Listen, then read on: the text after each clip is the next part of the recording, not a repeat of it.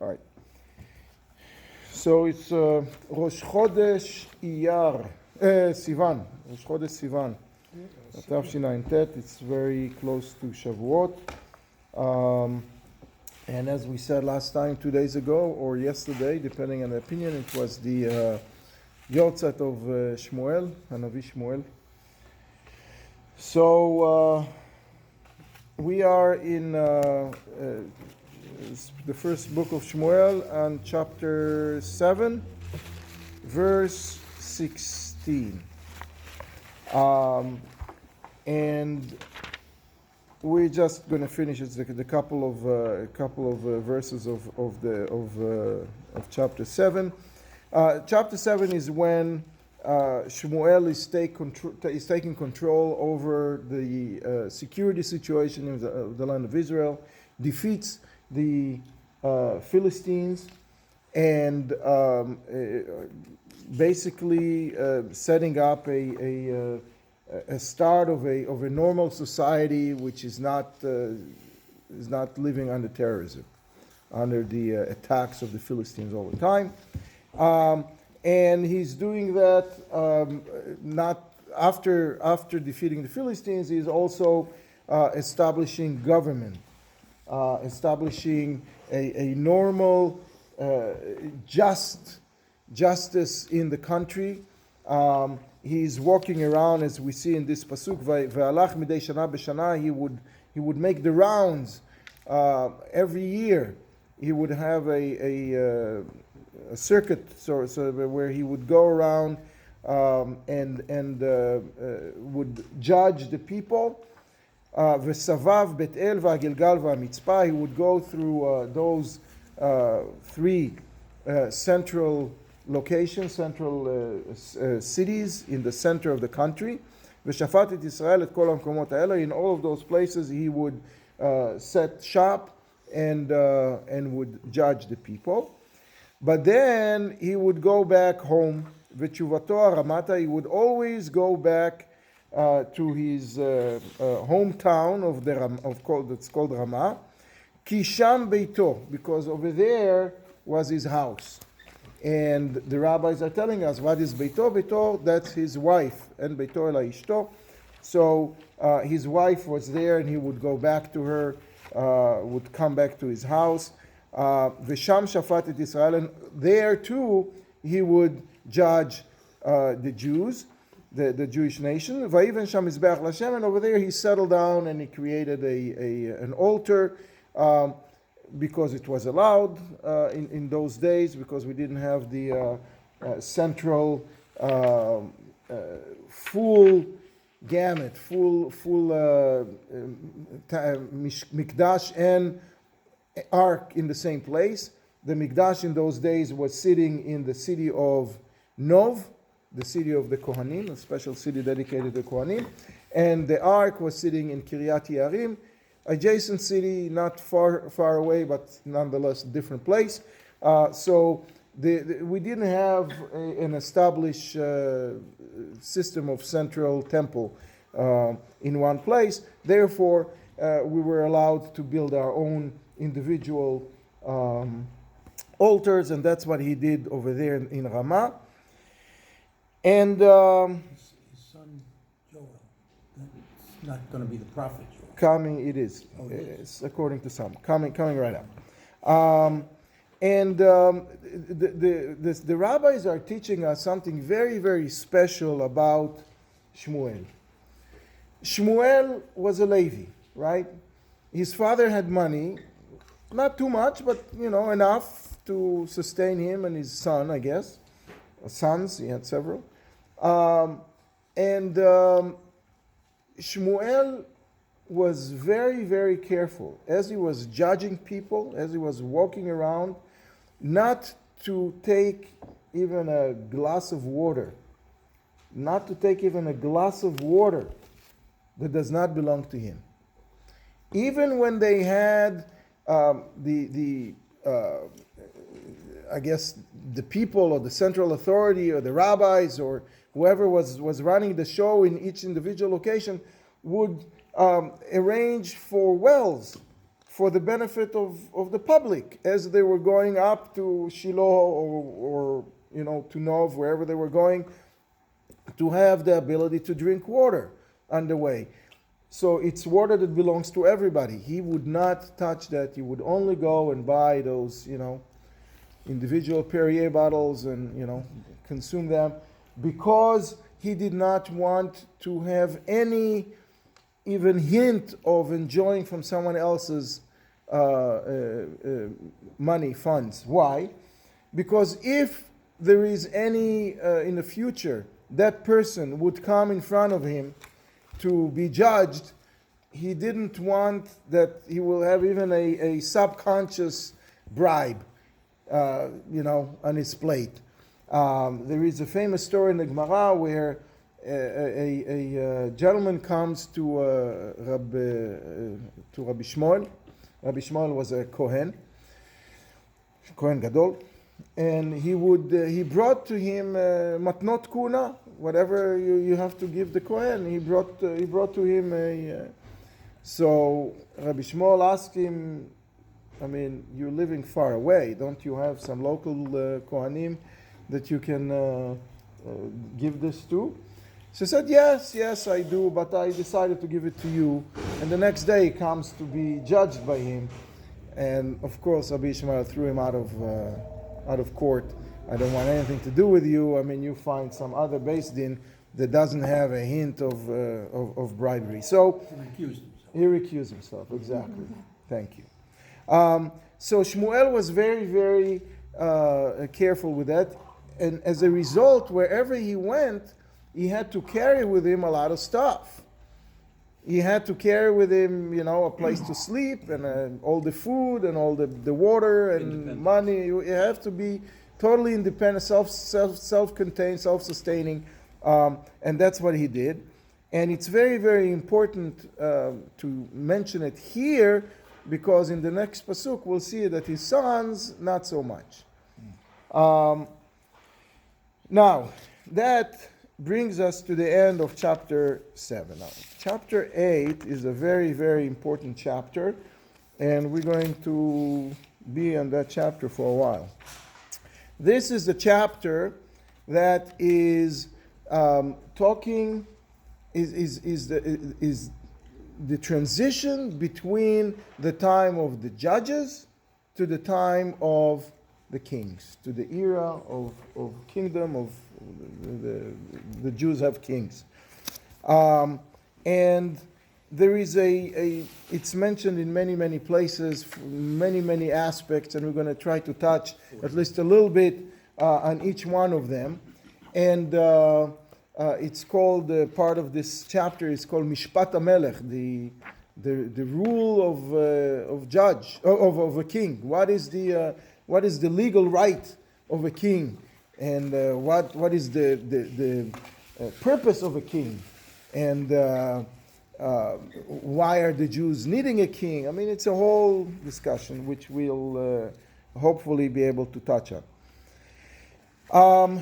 But leading to that is the following few verses. Vayika asher zaken Shmuel, vayasem et banav shoftim liYisrael. So Shmuel became old. Why did he become old?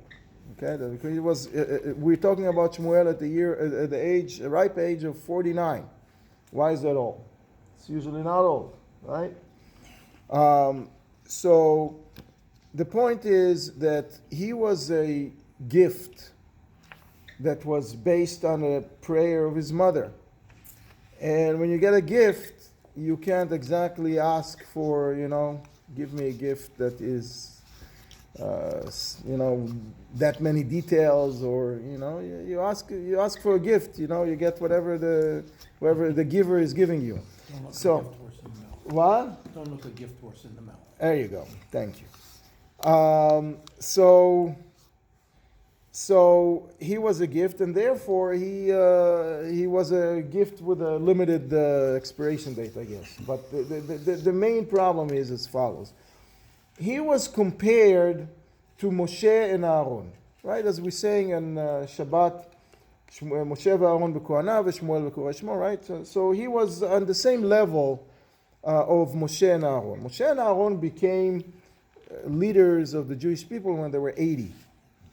And they lasted 40 years, just about. That's how long they ran the show. He started when he was 2. He was brought into to Bet HaMikdash, to Eli, to be under his wings. And when he was 15, he was already acting as a prophet. So he started much, much younger. His staple accomplishment was King Shaul. He anointed King Saul, and that was his. He changed the system of government from judges to kings by anointing King Saul as the king of the Jews. Now, King Shaul didn't, as we all know from history, didn't rule for a long time, 2.5 years, and then he passed away. Now, Shmuel was asking God, why are you letting my staple accomplishment disappear in my lifetime? Moshe and Aaron created a nation, brought us to wherever they brought us, and it didn't disappear on them as before they passed away. And the trouble didn't start when they were alive. So why are you doing it to me? So now we have a problem. To kill Shaul before Shmuel, to let Shmuel, grow older, it's going to break Shmuel's heart, because he didn't want to lose that, to see what he did, his accomplishments going down the drain. So we kill Shmuel first? So to let Shmuel die first, that will make the people say Shmuel did something wrong because he died in such a young age. Mm-hmm. So something is wrong with him. Otherwise, Eli just lasted 98 years, and here Shmuel is 50 something, and he's so. God, what God did basically, He let him age early. So early on, he became older. And by the time he got to the age of 50, everybody considered him already, an old man. And that's the reason we're saying, Vayika asher zaken Shmuel, when he became old, it was a deliberate act that he became old. Vayasem et banav shoftim liYisrael. So then so let's just talk about his sons. His sons were, we'll talk about their names in a second, but just their age.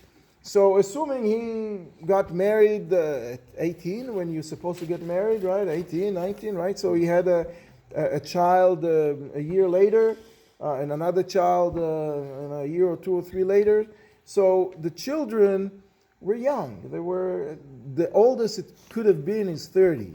And if he got married later, they were in their mid-20s. So the kids were young. It's very important because we know that young people don't necessarily make the right choices all the time. And it doesn't mean that they'll grow to be bad people. They made mistakes when they were young, and then they corrected it. Happened to the best of us. Shmuel wanted them to help in the running of the nation. So he made them shoftim. Now, if we look at the Targum Yonatan is translating dayanin, which means just regular judges. It doesn't, they were not main judges. He didn't make them like second in command to him. He didn't make them special judges, just regular judges, which very likely had a few dozens at least around, for every circuit court, you had a few of those.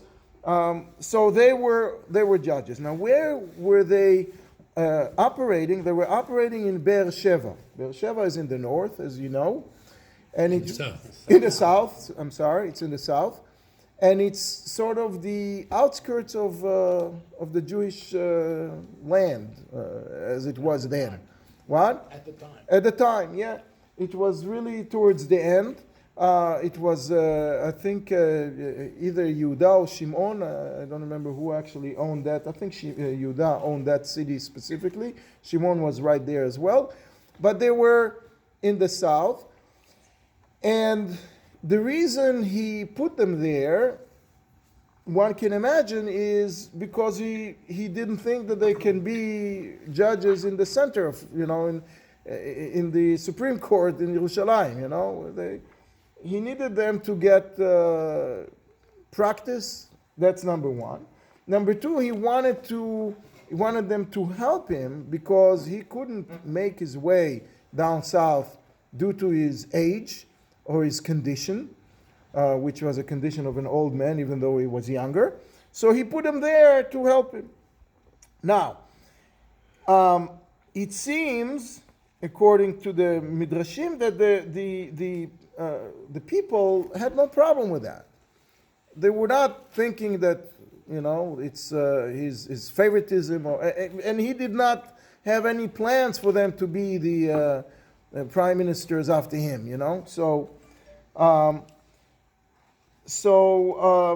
he was hoping that they will grow to be someone worthy. Now we see, as you mentioned before, that Joel, one of them, the name of one was Yoel. Yoel ended up being a prophet afterwards. According to some, he wasn't that same guy because it's Yoel ben Ptuel. But according to one prevailing opinion, I would say that Yoel of the Trei Asar of the prophets is the same Yoel. So he, no matter what he did wrong when he was young, he straightened himself out, and he was worthy of being a very important prophet. There's something confusing here. In the notes in this volume, it refers to Yoav and Abiyah, not Yoel. Must be a mistake. That's a mistake. That's It's a typo. Okay.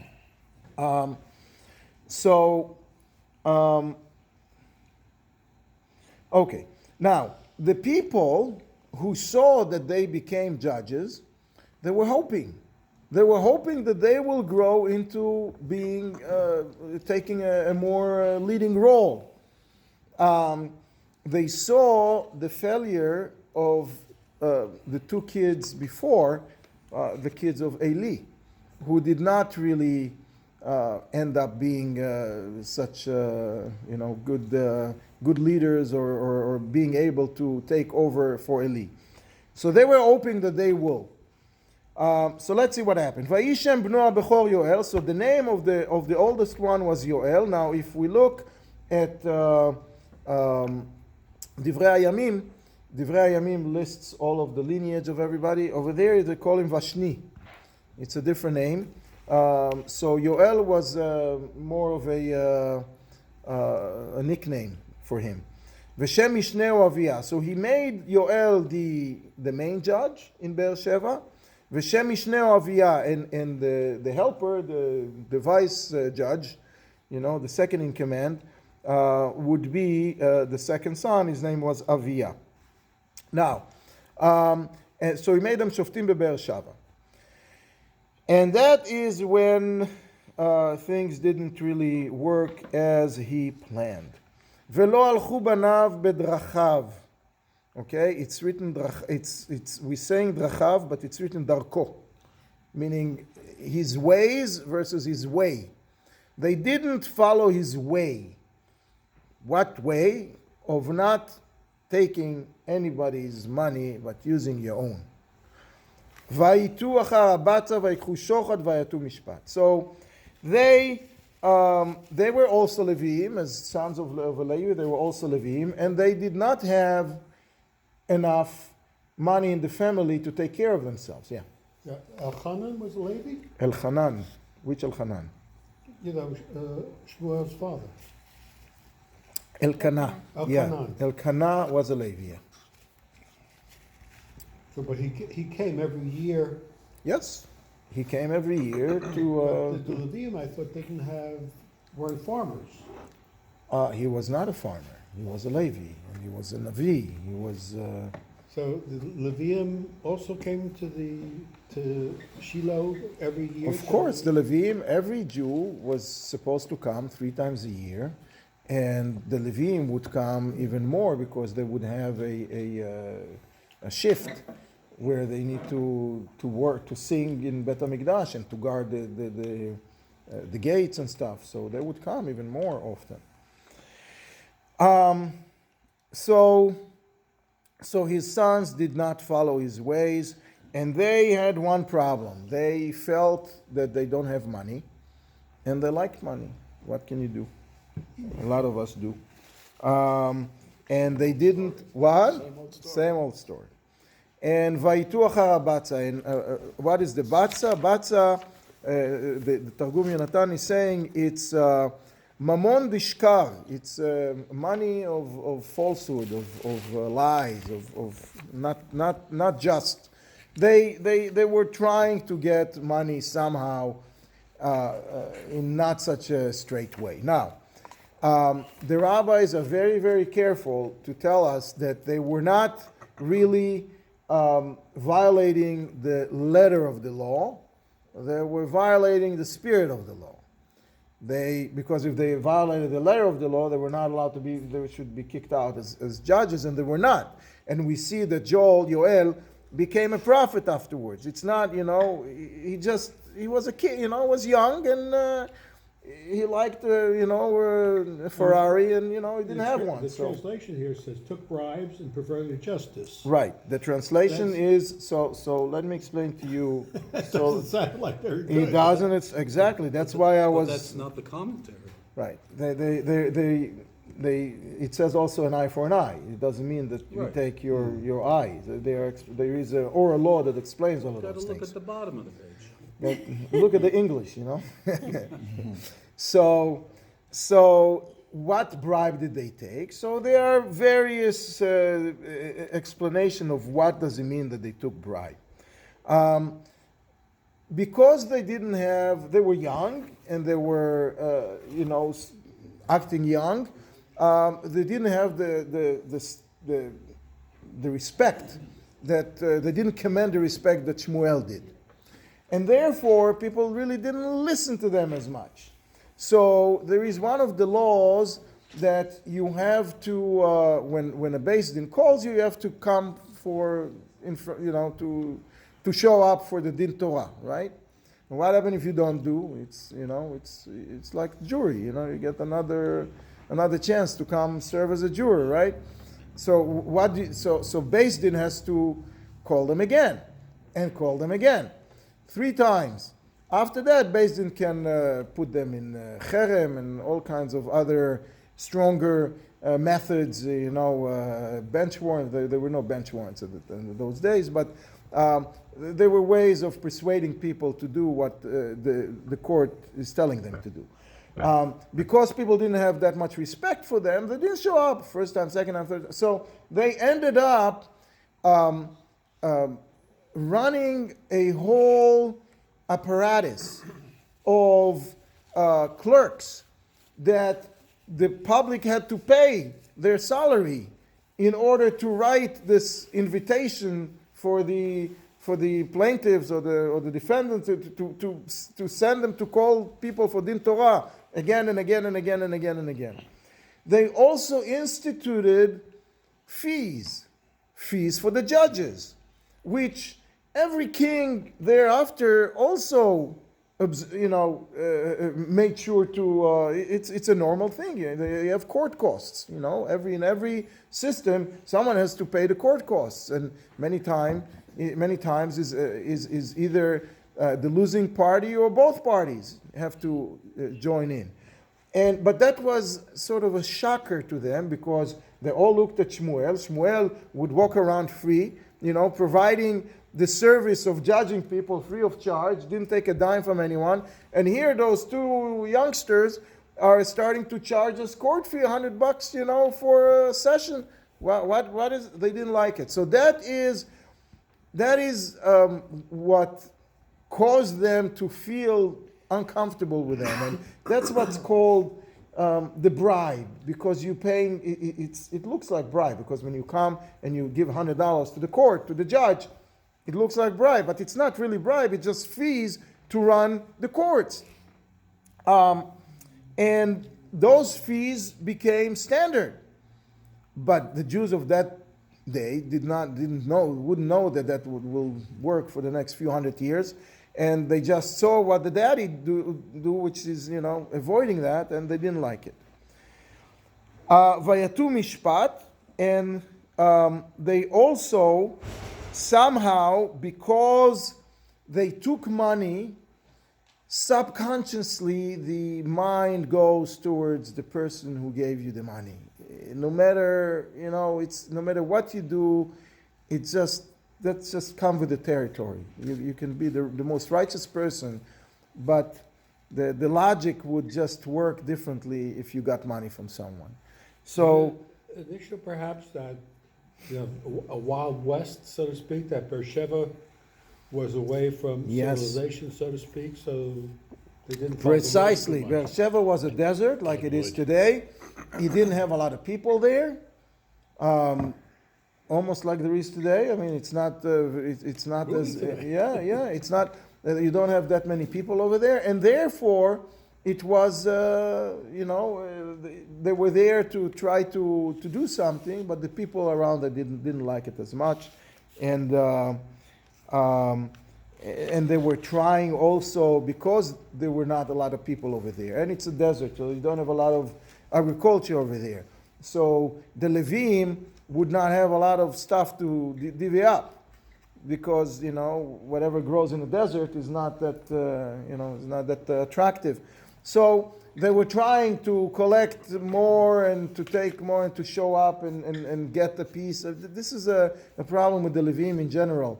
They were not friendly dudes when they have to bring home money which depends on someone else's crops and somebody else's production, and it wasn't fun. In any event, there is and one last thing that's really caught my eye. When you're a good judge, you always have to, when there is a court case, somebody wins and somebody loses, right? But if you're a good judge, whether the side that loses or the side that wins, they both walk out content. They don't feel that they were gypped or they were, no travesty. Yeah, that some travesty, somebody was after them, and they were just. Everybody felt just. There is the law, the letter of the law, and it was applied, and it's explained, and the judge is not taking money from anyone, and he's smiling, and he's a pleasant guy.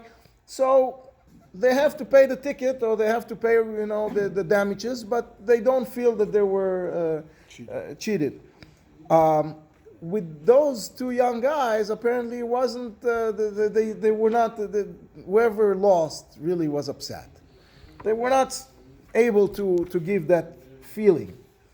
Anyway, ויתקבצו כל זקני ישראל ויבואו אל שמואל הרמתה. So all of the leaders, all of the elders of Zion came to meet Shmuel. Not just some, not just the Sanhedrin, all of them. It was a uniformed, unanimous demand from everyone, and they all came in the name of the rest of the Jews that sent them, and they came to not really to consult with him, but to tell him, to demand, which was where the problem started. And what did they tell him? ויאמרו אליו, הנה אתה זקנת, you're old man. He looks in the mirror and he sees 49-year-old person that happens to have white hair, and they're telling him, you're passé, you're old man. ובניך לא הלכו בדרכיך, and your sons didn't follow your footsteps, and with that comes and it's like the second generation that this happens. The sons of Eli also didn't work out, and the whole system is flawed because of that. We cannot really start looking for a whole new system every 20, 30, 40 years. Enough is enough. We want a new system. No nepotism. No nepotism, exactly. As if, So why they want a king? if kings is not nepotism, exactly. It stays in the family, right? But during the whole period of the judges, there was no hereditary leadership. There were no hereditary leadership, but the people wanted it to a point where they offered Gideon, if you recall, they offered him. We're going to all be, just you be our leader and we'll give it to your sons after you. Just lead, just be what. And he didn't want it. He just didn't want it. Because those people, the judges, were very worthy people. They knew what it means to be a leader, to take control. When is Mincha? 8:10. 8:10. Okay, so we have a few more minutes. So they knew it and they didn't want it. And now, for 400 years, the system was like that. And as a result of not having a clear path for the next leader, once the leader dies, there is no clear path for the next one. It's not automatically the old son or from someone from the family. We had in the past 400 years gaps where you had a judge, he worked fine, and then he passed away, and then we have a hole. We have a gap, we have a void, and nobody takes control, and someone from our neighbors, from wonderful neighbors, started harassing us, and then 15 years into it, someone is found and take control again, and it's again and again. So it happens like 15 times. And for 400 years, 15 times, the Jews they've had it. We need a system that works, that not every 4 years, but every time someone disappears or passes away, we know who is coming next. So, Ata sima lanu melech leshoftenu kechol hagoyim. And this is, so those last two words were the problem of this whole request. So, please give us a king that will judge us. Now, imagine that. They're going to the judge of the day that everybody loves, everybody respects, and he did not take a penny from anyone ever, and they tell him, just find someone to judge us. Hello? Like all the nations. Exactly. The point is, so they insulted Shmuel as well on the way, and they saw that it doesn't work with his sons, and they didn't want, and he's old, and he may just pass away soon, so they wanted to catch it before, but the way they presented their case was really a disgrace, It's like you're going to an old rabbi and say, Rabbi, your sons are not why don't you find us another rabbi? I mean, I'm a rabbi here. So that's basically what they said. And they said, we want a king like all of the other like all of the other nations. Now, what are the kings of all the other nations are doing? Wars, they have oppression. They have a lot of other functions other than just taking care of the sewage department. But that's what they wanted. They were looking for something like that. So we will see. We don't have time to start it now, but we will see. We will go over next time. We will start with the roots of what is the Torah saying about a king, a Jewish king? Should we have? Shouldn't we have? When should we have it? And we'll talk about that next time.